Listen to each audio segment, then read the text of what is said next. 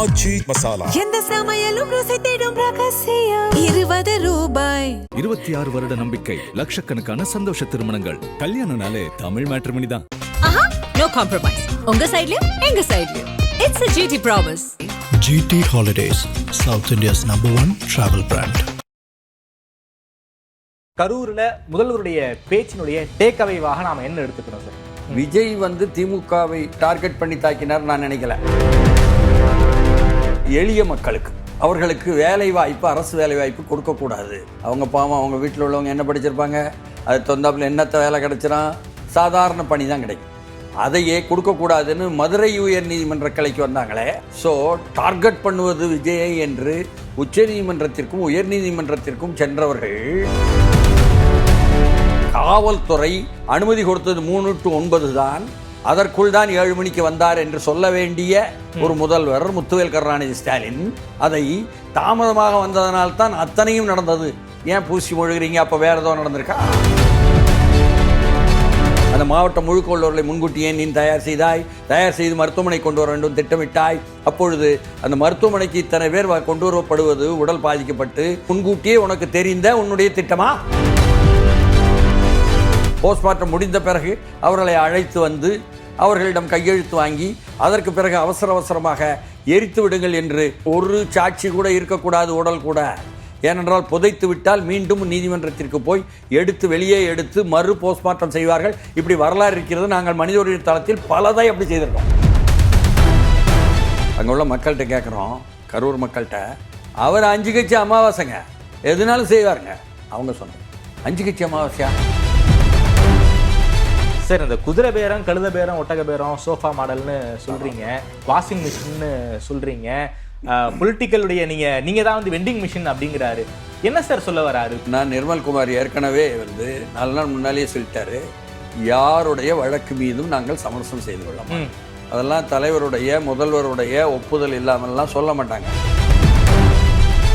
இந்த இடைத்தேர்தலை நிறுவீங்க, அதுக்கப்புறம் பேசுவோம் அப்படிங்கிறாரு. கிட்டத்தட்ட பிரச்சாரத்தை கரூர்ல இருந்து ஆரம்பிச்சுட்டாருன்னு எடுத்துக்கலாமா? ஆர்கே நகர்ல ஏற்கனவே 3வது எதிர்த்தே கட்டுத்தொகை இழந்த திராவிட முன்னேற்ற கழகம் சென்னை நகருக்குள்ளேயே நடந்ததை நினைவுபடுத்தி பார்க்கணும். அதனால அவர்கள் ஆதரவு பெற்றதனால் யாராவது ஏதாவது மணப்பால் குடித்தார்கள் என்றால் அவர்களுக்கும் கட்டுத்தொகைக்கே பிரச்சனை வந்து விடலாம். இது யதார்த்தத்தில் இருக்கிற நிலவரம். இடைத்தேர்தலே திமுக கட்டுத்தொகை போகுங்கிறீங்களா? திமுக தான் நிற்காத. ஆதரநேயர்களுக்கு அன்பு வணக்கம். இன்று நம்மோடு மூத்த பத்திரிகையாளர் திருமிகு TSS மணி அவர்கள் நம்மோடு இருந்துள்ளார்.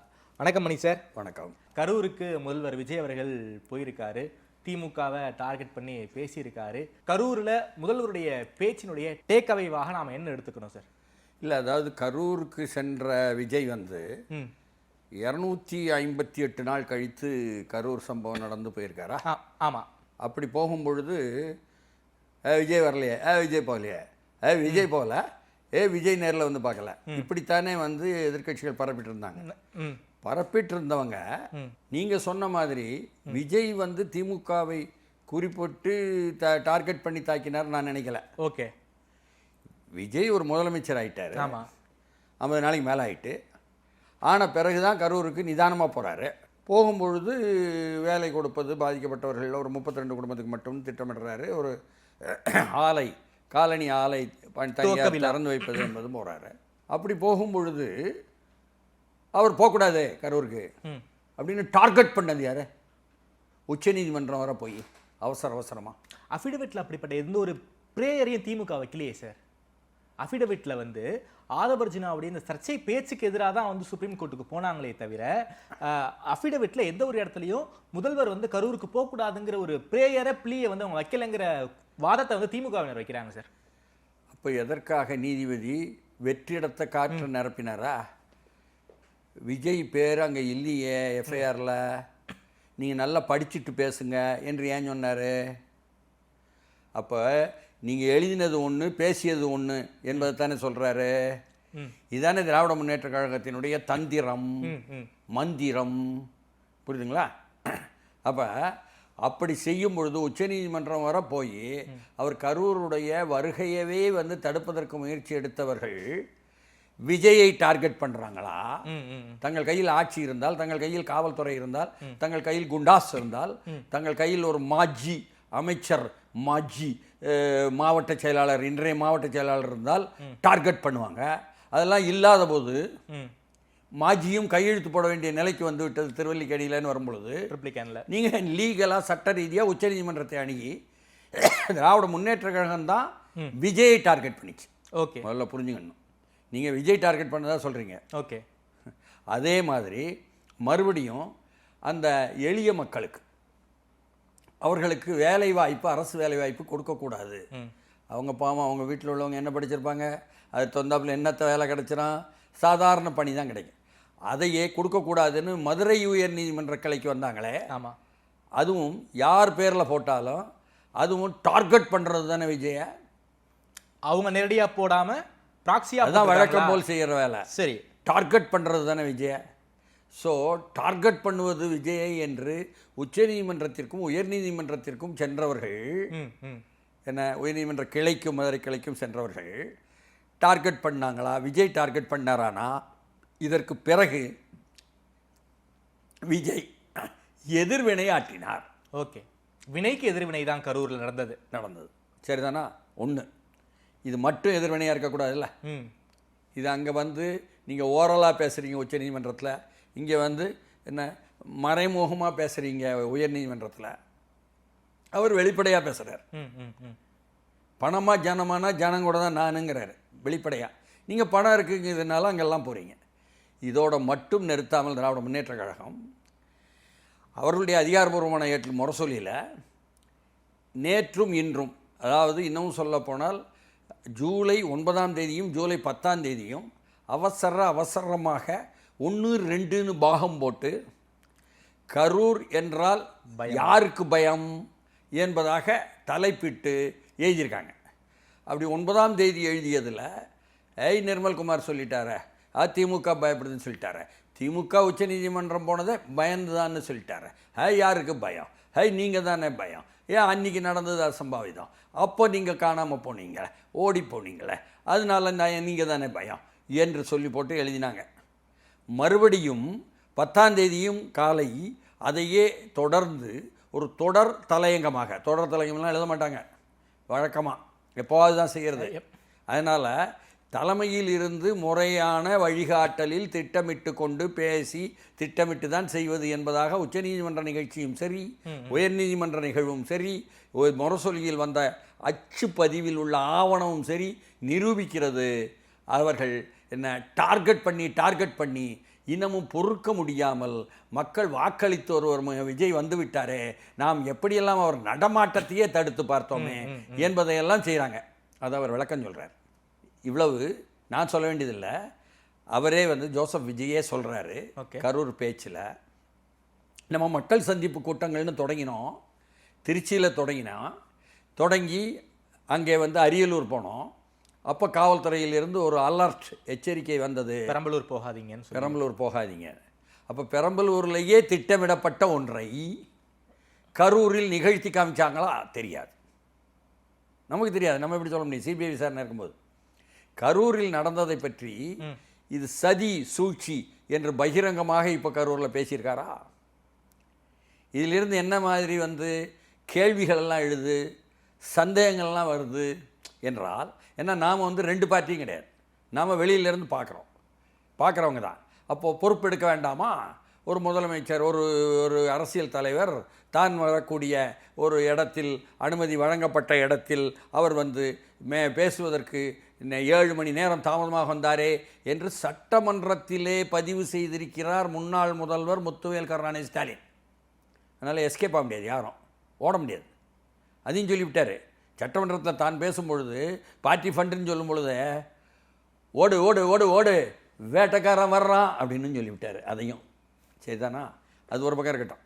ஆனால் அங்கே கரூரில் என்ன ஏற்கனவே இவர்கள் வந்து 7 மணி நேரம் தாமதங்கிற காரணம் சொன்னால் நமக்கு தெரியும். 4 மணியிலிருந்து மாலை 3 மணியோ 4 மணியிலிருந்தோ 9 மணி வரை தான் காவல்துறை அனுமதி கொடுத்தது. இவர் வந்தது 7 மணிக்கு. அதில் தான் நீங்கள் சட்ட ரீதியாக பார்க்கணும்னு சொன்னால் அனுமதி எப்போ கொடுத்தீங்க, அந்த நேரத்துக்குள்ளே வந்தாரா இல்லையா, அதற்கு பெயர் தாமதமா? அதற்கு பெயர் தாமதம்னு அந்த காவல்துறையை, எந்த காவல்துறை அனுமதி கொடுத்ததோ அந்த காவல்துறையை கையில் வைத்திருந்த முன்னாள் முதல்வர் முத்துவேல் கருணாநிதி ஸ்டாலின் 7 மணி நேரம் தாமதமாக வந்தாருன்னு சொல்கிறார். புஷி ஆனந்த் அப்படி சொன்னாரு, இவர் இப்படி சொன்னாரெல்லாம் நீங்க வீட்டுக்குள்ள வச்சுக்கிடுங்க. இல்ல சார், சட்ட ரீதியாக அதிகாரப்பூர்வமாக புஷி ஆனந்த் அவர்கள் வந்து பிரஸ் மீட்ல இதை பத்தி சொல்லியிருக்காரு. கட்சி அதிகாரப்பூர்வமா 12 மணிக்கே கரூர்ல வந்துருவாருன்னு அவங்க பேம்ப்ளெட்ல எல்லாம் ரிலீஸ் பண்ணிருக்காங்க. புஷி ஆனந்த் விரும்பினார் என்பதற்காக ஒரு கழகத்தினுடைய பொதுச் செயலாளர் வந்து அவர் எதிர்பார்த்தார் என்பதற்காக அதை வைத்துக்கொண்டு ஒரு முன்னாள் முதல்வர் சட்டமன்றத்தில் பேசலாமா? காவல்துறை அனுமதி கொடுத்தது 3 to 9 தான், அதற்குள் தான் 7 மணிக்கு வந்தார் என்று சொல்ல வேண்டிய ஒரு முதல்வர் முத்துவேல் கருணாநிதி ஸ்டாலின் அதை தாமதமாக வந்ததனால்தான் அத்தனையும் நடந்தது. ஏன் பூசி மொழிகிறீங்க? அப்போ வேறு ஏதோ நடந்திருக்கா? வேறு ஏதோ திட்டம் இருக்கா? இப்போ சொல்கிறாரு முதல்வர் விஜய் சொல்கிறாரு, அனைத்தையும் அலசி பார்த்து ஆதாரங்கள் எடுக்காமல் சொல்ல முடியார் ஒரு முதல்வர். ஆட்சி அதிகாரத்தில் இருக்காரு, காவல்துறை கையில் வச்சுருக்காரு, எல்லா புள்ளிவிவரமும் கையில் எடுத்திருப்பார், எடுக்காமலாம் பேச முடியாது. அவர் சொல்கிறாரு, என்னை அப்படியே சாலையில் இருந்தவனை இந்த இடத்திற்கு உள்ளே இழுத்து கொண்டு வந்தது ஒரு சதி என்று அப்புறம்தான் புரியுது. இப்போ தான் அதனால தான் 16 பேரா காவல்துறை அதிகாரிகளை பூரா அங்கிருந்து மாற்றல் செய்திருக்காங்களா? மாற்றல் செய்து விட்டால் உடனடியாக எல்லாம் வந்து தீர்ந்து விடுமா அப்படின்னு ஒரு சொல்லி எழுதுகிறாங்க.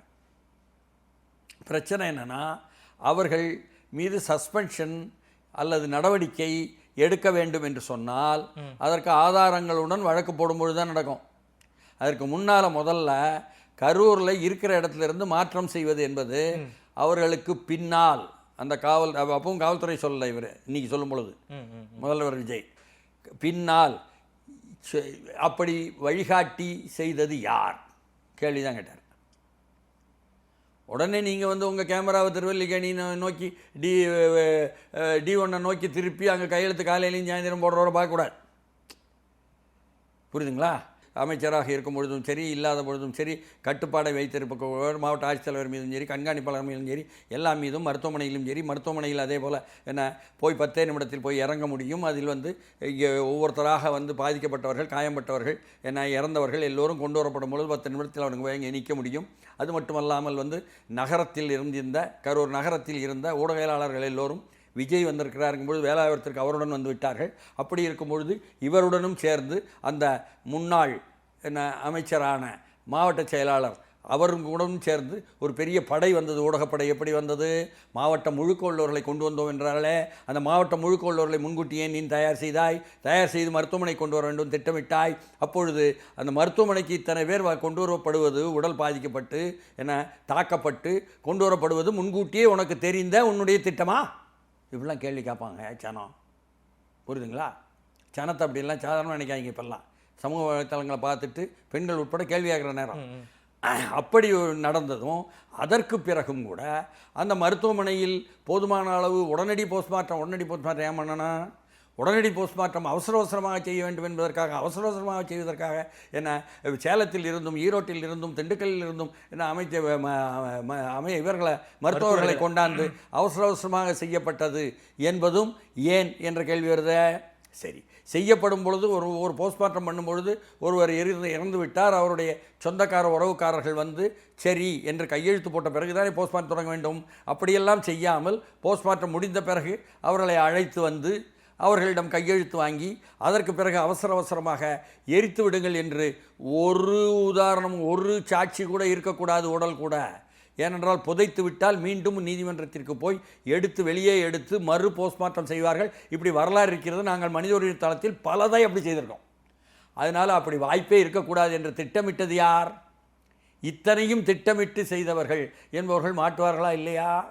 இதைத்தானே சிபிஐயிடம் போய் விசாரணைக்கு போகும்பொழுது ஆதவர்ஜினாவும் சரி, நிர்மல்குமாரும் சரி, கரூரில் போயிட்டு வெளியில் வந்து ஆதாரங்கள் கொடுத்திருக்கிறோம் யார் செய்தார்கள் என்று, அவர்களை பற்றி என்ற விஷயம் சொன்னது என்பது நமக்கு நினைவுக்கு வராதா கடந்த காலமும்? அதனால் இப்பொழுது வந்து ஏதோ ஒன்றுமே நடக்காத மாதிரியும் தங்கள் பக்கம் எதுவுமே தப்பு இல்லாத மாதிரியும் எல்லாம் சொன்னால் இந்த வலியை என்னால் மறக்கவே முடியாது என் வாழ்க்கையில்னு முதல்வர் சொல்வது நியாயம் என்பதாகத்தான் புரிந்து கொள்ள முடியும். ஓகே. அதனால் இதற்கு பின்னால் இவ்வளவு விஷயங்கள் இருக்குங்கும் பொழுது அதே நேரத்தில் விஜய் திரும்பச் செல்கிறார், சென்று அவர் விமான நிலையத்திற்கு வந்து வீட்டுக்கு சென்று விட்டாரா என்ற விஷயத்தை தெரிந்து கொண்ட உளவுத்துறை மூலமாக அப்பொழுது முதல்வராக இருந்தவர் அதற்கு பிறகு நள்ளிரவில் செக்ரட்டேரியட்டில் தலைமைச் செயலகம் போய்விட்டு அங்கிருந்து நேரடியாக சென்று கரூரில் போய் இரவு முடிவதற்குள்ளேயே அங்கே உடல்கள் எல்லாம் பார்த்து ஒரு தன் மீது அனுதாபத்தை ஏற்படுத்தி கொண்டதும், அதே போல் அன்பில் மகேஷ் அங்கிருந்து 1.5 மணி நேரத்தில் ஓடி வந்து அவர் அழுததும், அதே போல் துபாய்க்கு சென்றிருந்த இளவரசர் அவர் ஓடி வந்து பார்த்து விட்டு உடனடியாக துபாய்க்கு திரும்பி சென்றதும் எல்லாம் வரலாற்றிலே நடந்த நிகழ்வுகள் தானே. எல்லாம் இரவுக்குள்ளேயே மருத்துவமனைக்குள் ஒரு விளையாட்டு வேகமாக நடக்குது, அதற்கு பிறகு வெளியே ஒரு விளையாட்டு வேகமாக நடக்குது, அரசியல் ரீதியான பிரமுகர்களை கொண்டாந்து அப்படியே அனுதாபம் தேடுவது ஒரு பக்கம் நடக்குது. இத்தனையும் செய்யும் பொழுது கசிந்த செய்திகளை பார்த்து அங்கே உள்ள மக்கள்கிட்ட கேட்குறோம், கரூர் மக்கள்கிட்ட, அவர் 5 கட்சி அமாவாசைங்க, எதுனாலும் செய்வாருங்க அவங்க சொன்னது. புரியுதுங்களா? 5 கட்சி அமாவாசையா? நம்ம உட்காந்துக்கிட்டு குழம்பி முதலில் பாஜக, அதற்கு பிறகு திமுக, அதற்கு பிறகு அதிமுக, அதற்கு பிறகு அமமுக, மீண்டும் திமுக. 5 கட்சியா? அமாவாசைனா அமைதிப்படை அமாவாசை சொல்கிறாரா? இப்படியாக நம்ம புரிஞ்சுக்க வேண்டியிருக்குங்களா? இத்தனை விவகாரங்கள் நடந்திருக்கு. அதனால்தான் இன்று இவர் உங்களுடைய தாக்குதல்களுக்கு, வினைகளுக்கு எதிர்வினை ஆற்றினார் திராவிட முன்னேற்ற கழகத்திற்கு என்பதாக மட்டும்தான் இன்றைய விஜயனுடைய உரையை எனக்கு புரியுது. திமுகவை போட்டு பொழந்துட்டாருன்னு எடுத்துக்கலாமா? பொழந்துட்டாருன்னு அவசியமே இல்லை. அது மூழ்கும் கப்பல் மூழ்கிட்டு, ஓகே, அது விரைந்து போவதற்கு டைட்டானியம் கூட கொஞ்சம் லேட் ஆகுங்க. டைட்டானிக், ஆமாம், அது கூட என்ன மெல்ல மெல்ல மெல்ல மெல்ல தான் மூழ்கிச்சு. இது தொப்பக்கட்டீர்னு மூழ்குது. அதனால தான் சொன்னார், இங்கிருந்து ஓடி போய் வெளிநாட்டுக்கு நீங்கள் உடனே ஸ்டாலின் நினச்சிடாதீங்க, அவர் மீது எனக்கு பாசம் உண்டு, அவரை நான் அப்படி சொல்ல மாட்டேன். ஏவா வழிவர் சொல்லியிருக்காரு, சிங்கப்பூருக்கு ஒருத்தர் போய் உட்கார்ந்துருக்காரு அப்படின்னு சொன்னார். அப்போ ஒவ்வொரு விஷயத்தையும் அழகாக கோர்த்து எளிய நடையில் மக்களுக்கு விளங்கும் முறையில் பேசிய பேச்சு தான் இன்றைக்கு ஆணித்தரமான பதிவுகள். திரும்பும் பக்கமெல்லாம் அதாவது சட்டசபையில் பேசுன்னு சொன்னாங்க, நான் பேச ஆரம்பித்த உடனே ஓடிடுறாங்க, சபாநாயகர்கிட்ட சொல்லணும், நான் பேச ஆரம்பிக்கும் போது கதவுலையெல்லாம் இழுத்து மூடுங்க அப்படின்னு சர்காஸ்டிக்காக சொல்லணும் போல் இருக்கு. எல்லாமே இவருடைய பாணியான நக்கலும் நையாண்டியும் கலந்த பாணியில் தான் அவர்கள் செய்கிறார்கள். எதிர்வினையும் அதே பாணியில் தான் வரும் ஐயா என்பது போல வந்திருக்கு. சட்டசபைக்கு உள்ளுக்கே நையாண்டி முறையில் எதிர்க்கட்சி தலைவர் பேசியதெல்லாம் நமக்கு தெரியும். சார், இந்த குதிரை பேரம், கழுத பேரம், ஒட்டக பேரம், சோஃபா மாடல்னு சொல்றீங்க, வாஷிங் மிஷின்னு சொல்றீங்க, பொலிட்டிக்கலுடைய நீங்க தான் வெண்டிங் மிஷின் அப்படிங்கிறாரு. என்ன சார் சொல்ல வராரு? குறிப்பாக 2 விஜயபாஸ்கர் ஸ்கொயர் மீது குற்றச்சாட்டு இருக்கு. அவர்களுடைய கட்சியில சேர்த்துக்கிட்டது மூலமாக அந்த வாஷிங் மிஷின்ங்கிற குற்றச்சாட்டு இல்லைன்னு சொல்ல வராரா? அப்படி அவர் சொல்லவே இல்லை. ஏன்னா நிர்மல்குமார் ஏற்கனவே 4 நாள் முன்னாலேயே சொல்லிட்டாரு, யாருடைய வழக்கு மீதும் நாங்கள் சமரசம் செய்து கொள்ள மாட்டோம். புரியுதுங்களா? அதெல்லாம் தலைவருடைய முதல்வருடைய ஒப்புதல் இல்லாமல்லாம் சொல்ல மாட்டாங்க சட்ட அமைச்சர். புரியுதுங்களா? அது அப்படி தான் பார்க்கணும். அதனால் அது வேறு. ஓகே, அரசியல் ரீதியாக உங்கள் கட்சியில் சேர்றேன்னு வரும்பொழுது வராத அப்படின்னு யாரும் சொல்ல முடியாதான் சார்? இவங்க தூய சக்தின்னு சொல்லிக்கிறாங்களே, ஊழல் குற்றச்சாட்டு நிரூபிக்கப்படவில்லை, they are accused in the trial. அவங்கள கட்சி நினைப்பதன் மூலமாக என்ன அவர்களை அமைச்சராக்கி அவர்களுக்கு பொறுப்பு கொடுத்து மீண்டும் ஊழல் பண்ணுவதற்கு வாய்ப்பு கொடுக்கும் பொழுதுதான் நீங்கள் கேள்வி கேட்க முடியும். ஓகே, கட்சியில சேர்த்ததை வச்சே நீங்க அந்த யாட்சிக்கு வைக்காதீங்கிறீங்களா? ஏன் திராவிட முன்னேற்ற கழகத்தில் இருந்தும் பலர் வருவாங்க. என்ன சார் சொல்றீங்க? கலைராஜன் எனக்கு பேசுறாரு. சிபி கலைராஜன், ஆமாம், முன்னாள் டி நகர் எம்எல்ஏ. ஆமாம், தியாகராய நகர் எம்எல்ஏ, ஒருத்த நாட்டுக்காரர், நல்லா படித்தவர், நிறைய விஷயங்கள் இலக்கிய ரீதியாகவும் சரி மற்றதும் சரி, இன்னமும் சொல்லப்போனால் அறிவார்ந்த ரீதியில் அறிவியல் பார்வையுடன் பேசக்கூடியவர் எங்கள்கிட்டலாம். புரட்சிகர பொது உடைமை இயக்கத்தில் நான் இருக்கும் பொழுதிலிருந்தே அவர் அந்த மாதிரி விஷயங்களை கூட பரிமாறும் அளவுக்கு உள்ள ஒரு நாட்டுக்காரர். ஓகே, அதனால் அவர் சொல்கிறாரு, உங்களால் தாங்க முடியலையாங்க, உங்களுக்கு பொருந்தலையாங்க கேட்டா, ஆமாங்க தாங்க முடியலை. ஓகே, அவங்களும் நம்மளை அங்கீகரிக்கிற மாதிரி இல்லை. சரி, நான் வந்து டி நகரில் இருக்கும் பொழுது இன்னும் என்ன களவாங்கலை, அந்த மாதிரிலாம் செய்யலை. நல்லா பார்த்தீங்கன்னா சரின்னு சொல்லி போட்டு திமுகவுக்கு வந்தால் இப்படி இருக்கு நிலைமை என்ன என்று சொல்லி போட்டு அதனால தான் தாவேக்கா வர்றேன். ஏதாவது குற்றம் குறைகள் இருந்தாலும் எல்லோரும் சொல்கிறது என்ன சொல்கிறாங்கன்னா, சரியான முறையில் விஜய் ஆட்சி நடத்த வேண்டுமே, ஊழல் இல்லாமல் இருக்க வேண்டுமே, எந்த சமரசமும் சொல்லக்கூடாது, அதிகாரிகள் எல்லாம் சமரசம் செய்து கொள்வதற்கும் சரண்டர் ஆவதற்கும் ஏற்பாடு செய்து விடுவார்கள. ஆனால் சிலர் நீங்கள் சொன்ன மாதிரி சிலர் கருப்பு ஆடுகளும் உள்ளே நுழைந்து ஏதாவது செய்து விடுவார்கள. அப்படியானால் அவருக்கு எச்சரிக்கையாக இருக்க வேண்டுமே என்பதற்கு எல்லோரும் நமக்கு சொல்வது என்னன்னா, அப்படி இருந்தால் அந்த குற்றச்சாட்டுகளை அந்த புகார்களை பகிரங்கமாக நீங்கள் ஊடகங்கள் மூலம் வெளியே சொல்லிவிடுங்க. ஓகே, அப்போ தான் அவங்களுக்கு வந்து அது எட்டும், இல்லைன்னா போய்விடாமல் கூட செய்வாங்க. அப்படித்தான் வந்து நாமும் சில விஷயங்களை பார்க்க வேண்டியது. ஓகே, உதாரணம் வேணுமா உங்களுக்கு? என்ன சில உதாரணம் இருக்கு? சில குறைபாடுகள்னாலும் கன்னியாகுமரி மாவட்டத்தில் 100 ஆண்டுகளாக இந்தியன் ரேர் எர்த் லிமிடெட் என்ற பெயரில் ஒன்றிய அரசு என்ன கடலோரத்தில் இருக்கின்ற மணலை எல்லாம் எடுத்து அதிலிருந்து தாது பொருட்களை எடுத்து அதில் வந்து பெரிய அளவுக்கு இந்தியாவினுடைய பாதுகாப்புக்கே தேவையான ஆயுதங்களை தயார் பண்ணும் அளவுக்கு பயன்படுத்திட்டு இருந்துச்சு. மெல்ல மெல்ல மெல்ல அது கடலோர கிராமங்களில் முழுக்க புற்றுநோயை பறக்க விட்டுச்சு. அது பெரிய அளவுக்கு விமர்சனங்கள் கிட்டே இருந்துச்சு. தனியார் அதை ரொம்ப ஆழமாக அதிகமாக செய்ய ஆரம்பிச்சோன்னதா அது வந்து பெரிய பிரச்சனையாக மாறி விவாதமாச்சு. இப்போ மறுபடியும் ஓராண்டு நீட்டித்து கொடுப்பது அவர்களுக்கான இந்தியன் ரேர் எர்த் லிமிடெட் என்று சொல்லக்கூடிய அரிதான மணல் என்ன அள்ளும் ஆலைக்கு வழிகாட்டுதல் என்பதை கையெழுத்து போட்டு வந்துருச்சு. ஆமாம். அப்படியான என்ன அர்த்தம்? அப்போ முதலமைச்சருக்கு தெரியாமலேயே எல்லாம் நடந்தது யாரோ நடத்தினாங்கன்னு சொல்ல முடியுமா?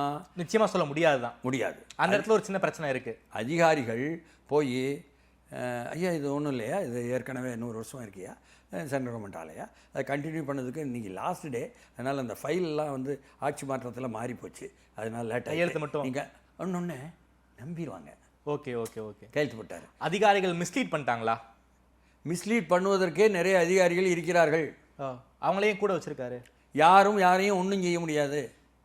இருக்கும் அதிகாரிகளை ஐஏஎஸ் ஐபிஎஸ்ஐ வைத்துக்கொண்டு தான் நீங்கள் ஆட்சி இந்தியாவில் நடத்த முடியும். என்ன எல்லா அதிகாரியும் நல்லவங்க, டெஸ்ட் பண்ணி பார்த்தாலும் நல்லவங்க, சிலர் கருப்பாடுகளாக இருப்பார்கள், உங்களுக்கு கண்ணுக்கு தெரியாது, செயல் மூலம் தான் தெரியும். அடுத்து என்ன ஆகுது? நல்ல வேளையாக ஒற்றை கட்சி ஆட்சி இல்லாமல் கூட்டணி ஆட்சி இருக்கிறதுனால அங்கேருந்து வந்து ராஜேஷ்குமார் அங்கேருந்து தார்கையும் கூட்டிக்கிட்டு போய் நேரடியாக முதலமைச்சரை சந்திச்சிட முடியும். ஒரு மினிஸ்டரு போய் பார்த்து அவரும் கூட அந்த என்ன அணு கனிம எதிர்ப்பு மக்கள் இயக்கத்தில் வந்து இருக்கார், நாங்களாம் இருக்கோம். ஓகே. அப்போது அவர் போய் எடுத்து சொன்னோன்னே முதலமைச்சர் இவ்வளோ விஷயம் இருக்கா, அப்படியா, சரி உடனடியாக ஏன்னா 48 மணி நேரத்துக்குள்ளே நடந்துச்சு.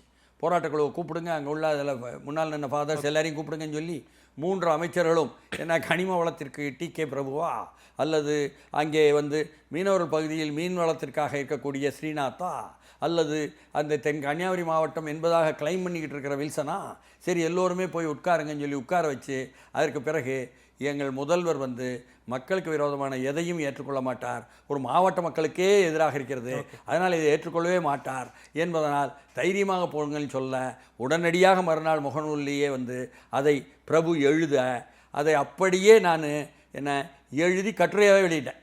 புரியுதுங்களா? நாளேட்டில் அந்த அளவுக்கு.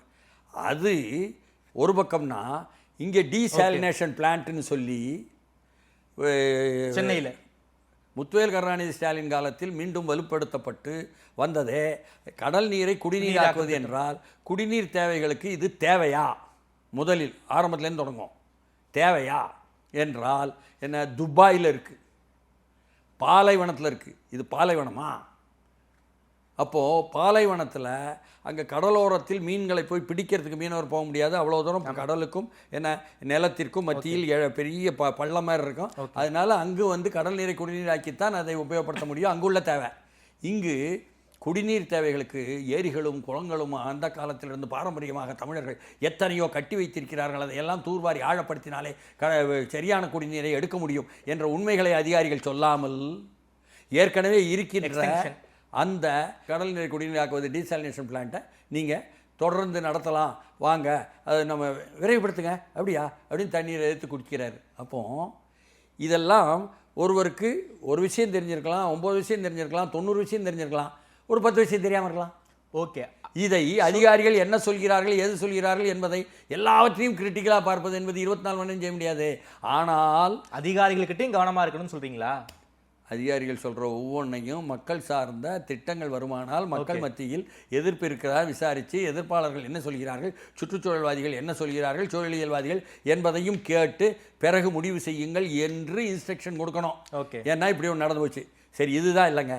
இந்த ப்ளூ ஃப்ளாக்னு சொல்லக்கூடிய நீலக்கொடி திட்டம், இந்த நீலக்கொடி திட்டம் வந்து தேவையில்லாமல் டூரிசத்திற்காக என்று மேற்கத்திய நாடு சொன்னான்னு சொல்லி ஒன்றிய அரசு சொல்லிச்சுன்னு சொல்லிவிட்டு இங்கே கொண்டு வந்து எல்லாரையும் வாழ வழி இல்லாமல் கடற்கரைக்கு செல்ல விடாமல் மெரினாவில் முழுக்க அடைச்சி வச்சு அதையே வந்து அப்படியே வட சென்னைக்கும் நீடிக்கணும்னு சொல்லி நீட்டிக்க போனால் அதை எதிர்த்து வழக்கு போட்டு நீதிமன்றத்தில் வழக்கு நிலுவையில் இருக்கிறது என்று இங்கே இருக்கக்கூடிய அந்த டூரிசம் அமைச்சர் ராஜ்குமாருக்கு தெரியலை போல அவரை கூட்டிகிட்டு போய் அதிகாரிகள் காட்டுறாங்க, போய் பார்க்க போகிறார்.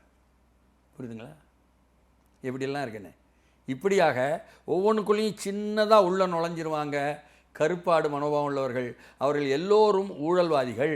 அதிகாரிகள் எல்லாம் காசு வாங்கிட்டு தான் செய்கிறாங்க. சம்பந்தப்பட்ட கம்பெனிகிட்டேருந்து கமிஷன் நிறைய கிடைக்குது, அதை தான் போன ஆட்சி வாங்கிச்சு, அதெல்லாம் ஒரு பங்கு அதிகாரிகள் போகுது என்று எல்லோரையும் நான் உத்தரவித்த தயாரில்லை. அதிகாரிகள் இந்தியாவில் படித்த படிப்பே IAS IPS என்பது வலதுசாரி சிந்தனையுடன், மக்கள் நலனுக்கு எதிரான சிந்தனையுடன், கார்ப்பரேட் ஆதரவு சிந்தனையுடன் வளர்க்கப்பட்டிருக்கிறார்கள். அவருடைய வாழ்நிலையும் அப்படித்தான் அவர்கள் சிந்திக்க முடியும் யதார்த்தத்திலேயே. காமராஜ் காலத்தில் சொல்லுவாங்களே, அதெல்லாம் முடியாதியா மதிய உணவு போடணையா அப்படின்னு சொன்னார்ல, அந்த மாதிரி என்ன இந்த பொலிட்டிக்கல் வில் என்பதை முதலமைச்சர் பயன்படுத்தி ஒவ்வொன்றையும் கிரிட்டிக்கலாக பார்க்க வேண்டிய தேவை இருக்கிறது. ஓகே சார், திமுகவும் அதிமுகவும், அதாவது தீய சக்தியும் தீர்ந்து போன சக்தியும் இப்போ ஒன்றா இருக்காங்க, கூட்டுக்கலவாணிகளாக மாறியாச்சு. இந்த இடைத்தேர்தலை நிரூபிங்க, அதுக்கப்புறம் பேசுவோம் அப்படிங்கிறாரு. கிட்டத்தட்ட பிரச்சாரத்தை வந்து கரூர்ல இருந்து ஆரம்பிச்சுட்டாருன்னு எடுத்துக்கலாமா சார்? கரூரிலும் இடைத்தேர்தல் வரப்போகுது, அதுமாரி எல்லா ஊர்லேயும் இடைத்தேர்தல் வரப்போகுது. அவர்கள் வந்து விசில் சார்பாக நிறுத்தக்கூடிய வேட்பாளர்கள் வெளில போகிறாங்க. மக்கள் வந்து அந்த அளவுக்கு இருக்கிறாங்க. என்ன சார், பொது வேட்பாளர்கள் போட போகிறாங்கிற பேச்செல்லாம் போயிட்டு இருக்காது. பொது வேட்பாளர்கள் போட்டாலும் பாவப்பட்டவங்க அவங்க, ஐயோ பாவமாக போயிட போகிறாங்க. என்ன, அதனால் அவங்களுக்கு வந்து கட்டுத்தொகையே கிடைக்குமோ என்னவோ தெரியாது. ஆர்கே நகரில் ஏற்கனவே வந்து தினகரனை எதிர்த்தே கட்டுத்தொகை இழந்த திராவிட முன்னேற்ற கழகம் சென்னை நகருக்குள்ளேயே நடந்ததை நினைவுபடுத்தி பார்க்கணும். அதனால் அவர்கள் ஆதரவு பெற்றதனால் யாராவது வந்து ஏதாவது மணப்பால் குடித்தார்கள் என்றால் அவர்களுக்கும் கட்டுத்தொகைக்கே பிரச்சனை வந்து விடலாம். இது யதார்த்தத்தில் இருக்கிற நிலவரம். இடைத்தேர்தலே திமுக கட்டுத்தொகை போகுங்கிறீங்களா? திமுக தான் நிற்காத. என்ன சார் சொல்றீங்க? நீங்க தான் பொது வேட்பாளருங்கிறீங்க. அது அம்பாசமுத்திரத்தில் புது வேட்பாளர் சார், மற்ற தொகுதிகளில் கேட்குறேன். திமுகவுக்காக நிற்கணும். இந்த கட்சியை எதிர்த்து நிற்பாங்களா யாராவது? நமக்கு தெரியாது. ஓகே, நிற்கலாம், நிற்காமல் போகலாம், வேற ஒருவரை ஆதரிக்கலாம். அதிமுகவை திமுக ஆதரிக்கலாம், திமுகவை அதிமுக ஆதரிக்கலாம், இருவரும் சேர்ந்து பொது வேட்பாளரை ஆதரிக்கலாம், என்ன வேணால் நடக்கலாம். அந்த மைண்ட் செட்டுக்கு வந்துட்டாங்களா சார் ரெண்டு பேரும்? மைண்ட் செட் எல்லாம் இல்லைங்க. என்ன செய்ய ஏது செய்யன்னு தெரியாம திணறிக்கிட்டு இருக்கிறாங்க. இருக்கிறவங்கள பாதுகாக்கணும், முதல்ல இருக்கிறவங்க சொத்தெல்லாம் பாதுகாக்கணும். எல்லாத்தையும் பறிக்க ஆரம்பிச்சிட்டாங்க, எல்லாரையும் பிடிச்சு உள்ள போட்டுருவாங்க போல் இருக்கு. சிறைக்கு போக வேண்டியதிலிருந்து முதல்ல தடுக்கிறதுக்கு என்ன பண்ணணும்? இப்படியெல்லாம் வந்து மனம் பேதலித்து போய் என்ன பித்து பிடித்தவர்கள் போல அலைகிறார்கள். அதனால் வெளியே வரக்கூடியதெல்லாம் தப்பாக திராவிட முன்னேற்ற கழகம் இதுவரை உச்சநீதிமன்றத்திற்கு போகும்பொழுதெல்லாம் மிகவும் சிறப்பாக தன்னுடைய வழக்கை தயார் செய்து தன்னுடைய வழக்கறிஞர்களையும் அதே போல் பயிற்றுவித்து அவர்கள் மிகச்சிறப்பான கேள்விகளையும் மிகச்சிறப்பான ப்ரெசன்டேஷன்ஸையும் வைக்குவாங்க. அப்படிப்பட்ட திராவிட முன்னேற்ற கழகம் இப்படி ஏன் தவறு செய்தது என்று முகநூலில் பக்கமாக எழுதுகிறாங்க. திணறி போய் எதை தின்றால் பித்தம் தீரும், எதை தின்றால் பித்தம் தீரும் என்று அலைவதனால் வந்திருக்கக்கூடிய விளைவு. ஸோ விஜய் செய்யக்கூடிய அரசியலை பார்த்து எதிர் அரசியல் செய்ய முடியாமல் திக்கி திணறி நிற்கிறாங்களா திமுக? திணறி வீழறாங்க, மீண்டும் மீண்டும் வீழறாங்க. ஓகே, விஜய் கிட்ட வீழ்றாங்க. முன்னால் நிற்க முடியாதுங்க. இது சனத்திட்டங்க, இது மக்களுங்க, மக்களாக தேர்ந்தெடுக்கிறாங்க. ஸோ விஜய் அரசியலுக்கு முன்னாடி திமுகவில் நிற்க முடியாதுங்கிறீங்க? விஜய் செய்யலை, அவர் தான் சொல்லிட்டாரு பணமா ஜனமானா ஜனம்ட்டு. மக்கள் தான் செய்கிறாங்க. ஆமாம், ரொம்ப நன்றி சார். முதலுடைய கரூர் பேச்சு, அதற்குள்ள இருக்கக்கூடிய நுண்ணரசியலை பற்றி பல்வேறு விஷயங்கள் ரொம்ப வெளிப்படையாக பேசியிருக்கீங்க. நேரில் எனக்கு கொடுத்து பேசியமைக்கு நன்றி மணி சார்.